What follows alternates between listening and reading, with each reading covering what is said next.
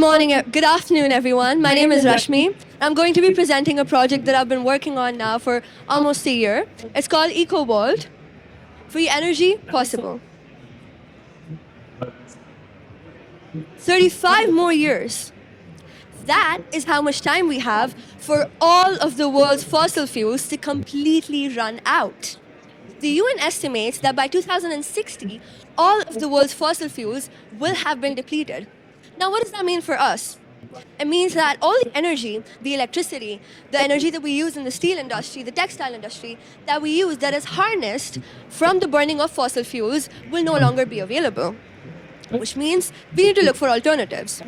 I'm sure we're all aware of other renewable sources of energy, solar energy, wind energy, water energy, but we all know that these are often sometimes not economically viable or just not structurally or environmentally possible. Let's take UAE, for example. Water energy could be harnessed if it was not for the ocean's unpredictability and the variations in the ocean currents. The wind energy is not available all year round, and solar energy, as we all know, solar panels cost a fortune. So what then could be used that is not that expensive, is cost effective, can be implemented on a global scale, and is also good for our Earth? A decade ago, our scientists came up with a brilliant, yet somehow flawed plan. If we could somehow use the most abundant element in our universe, hydrogen, to harness energy, wouldn't it be so good for our planet? But was this possible?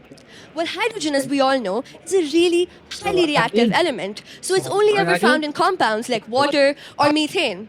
And it turns out that separating these hydrogen elements from its compounds turned out to be so much more expensive than the fossil fuels. So we know that it's much less appealing to the lower middle class and the businessman.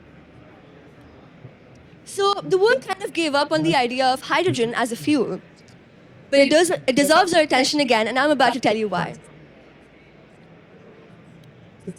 In May 2023, a group of geoscientists from the University of Lorraine found a reservoir of pure hydrogen. Scientists call this white hydrogen. This was said to be formed through some water mineral reactions under the Earth's surface, through the Earth's soil. So it was quite literally like the Earth was just telling us to get rid of the fossil energy and use this as a substitute. White hydrogen, unlike fossil energy, does not produce any greenhouse gases, but only has water as a byproduct when we use it to harness energy. Along with that, since it is the most abundant element, there is no situation of being run out of it. The reservoir that was found in the German-French border was itself containing 250 million tons of hydrogen, which is twice the amount that was produced annually the last year. This is where we come in.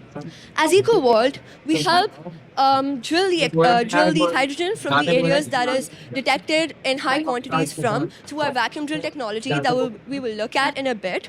At the forefront is our mission of supporting the environment and saving the planet in an economically viable way. So nowhere through any of our technologies do we compromise that mission. We then store the hydrogen in a vacuum too, so it cannot react with any gases in the atmosphere, and then store it in fuel cells so that we can further harness electricity from it and also store and transport it to the countries that require it. This is a closer look at the technology that we use. As you can see, the transfer of the hydrogen takes place through the method of simple diffusion, but the piping is where the things get interesting. Now, we had the option of using PVCs, which are cheap, and many corporations use it for storing and transporting hydrogen. But for our mission, for our vision, we want a plastic-free planet. So we use steel alloys and cast iron for our piping, with a large diameter and strong metal which can hold any high pressure of the gases which would result from the abrupt drilling of the gas. And lastly, ladies and gentlemen, we are not saving the future for any future generation. Like I said, the UN estimates the fossil fuels to run out in 2060. I'm 18 right now. I'm going to be 53 by the time it's all over.